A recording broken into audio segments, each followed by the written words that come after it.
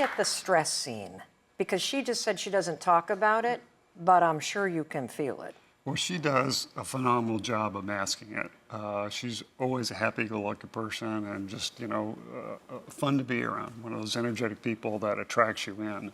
So when she's stressed, you don't really know it until it gets to the point that she powers down, so to speak, and is in her happy-go-lucky self. And she's always been the type of person that wants to please others. So for me to share with her any stress that I have about what's going on with the cancer diagnosis, what have you, I didn't really want to throw that back on top of what she's already dealing with. So it's uncomfortable, stress is, but I didn't know the level of her stress until she kind of shared with me how, hey, don't try to fix me. I just want you to understand me. And so that was good for me to hear that. Just didn't know that I was affecting her more by not, being empathetic. So how difficult was it for you when she got the diagnosis that she had stage 3 cancer? It was pretty scary because we had only been married, 2 years at that time. And, we had our whole lives ahead of us. And all of a sudden it was like, bam, stage 3. When I grew up, if somebody said the cancer word, they were gone. Right. Today, that's a lot different, and I'm so grateful for that because she now has her whole life ahead of her. But at the time, we didn't know, and then there was a reoccurrence 2 years later that there was another bombshell. So, her stress level even went higher because we didn't know from day to day, when's the next shoe going to drop. And yours must have too. It did. I kind of buried it because I didn't want her to understand or feel my stress because then she's even more elevated to try to make, my life easier or stress-free. So. Did you ever tell her how scared you were? No, not really, because I didn't want her to feel it. I think a lot of men feel that way, and even women. When something happens to your partner and you see that they're scared, the last thing that you want to do is share how terrified you are too. Right. But then that creates a separation between the two of you. Well, men grow up, at least I did as a young boy, never expressing feelings. Right. We were told, you just didn't. So through our relationship, that's changed a whole lot for me because it's a lot more easier now to be vulnerable and feel accepted and know that it's good to express those feelings. And what happens for you in your body when you start to feel stressed out? Boy, I feel like I'm drinking about 20 cups of coffee and just the stomach gets tight and as Marika said, you don't really think clearly and sometimes you don't. You make rash decisions on things and don't do things that you would logically do if you were calm. Well, this is what's so interesting about stress and why it's so important for the two of you to be able to talk about it, because whether you talk about it or not, it's there. And the physical symptoms in your stomach, what you're talking about, it stays there. And what I found really interesting is, did you notice that he described it as the exact same feeling that you have? Yeah.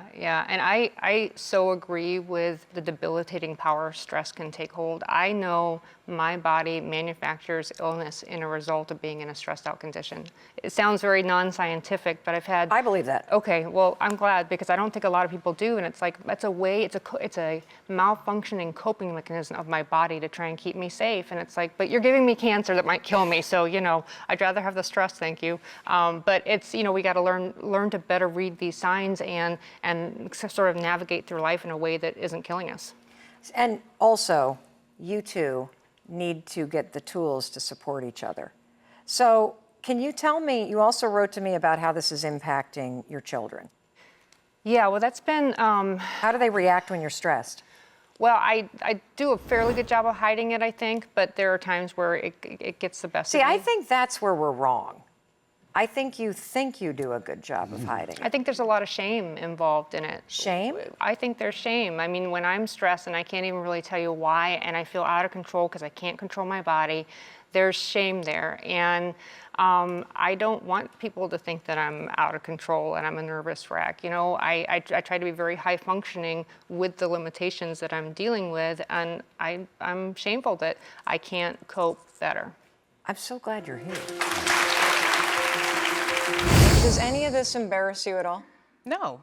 Absolutely not. It doesn't embarrass me because I don't understand a parent that would not make sure that their child is successful. It doesn't embarrass me. It would embarrass me if I didn't do it.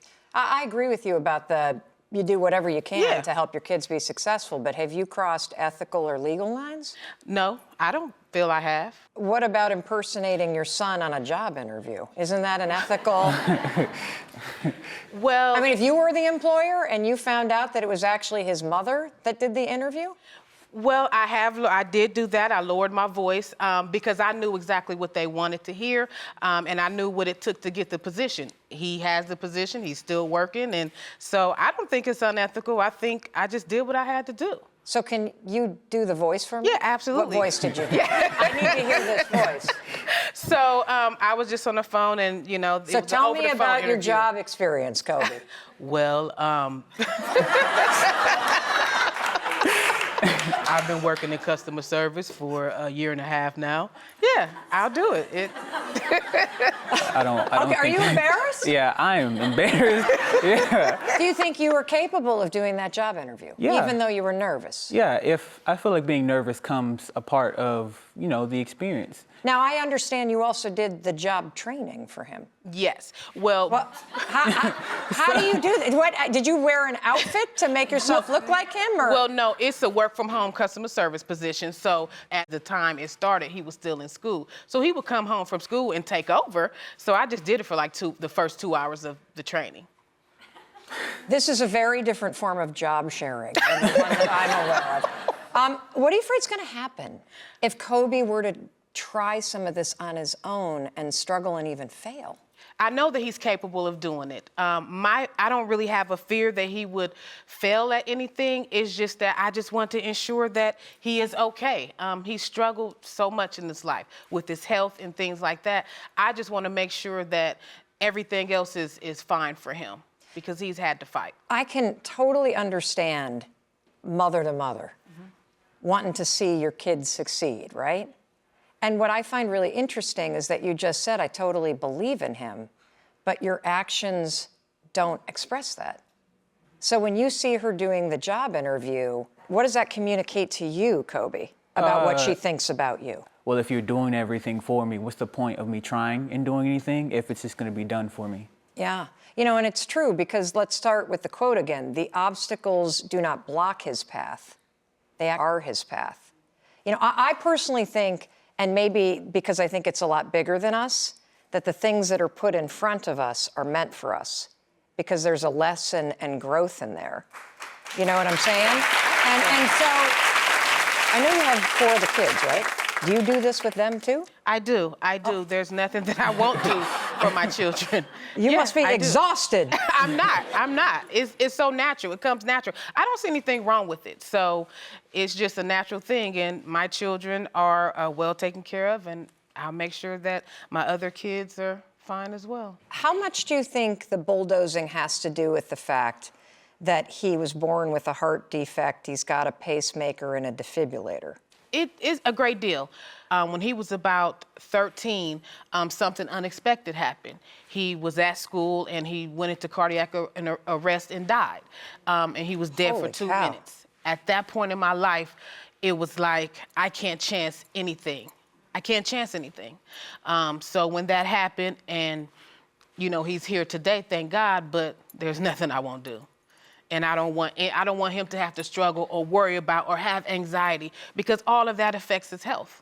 So it has a great deal to do with why I am the way I am. I can totally understand. And understanding why you do what you do is key to taking control of the behavior. And so if I hear you correctly, what you're saying is that you're bulldozing because you don't want Kobe to feel any stress. Because if he feels any stress or any anxiety, you're concerned he might die on you. Absolutely, because it has happened, and I have a great amount of anxiety and fear myself, and I don't want him to experience anything like that.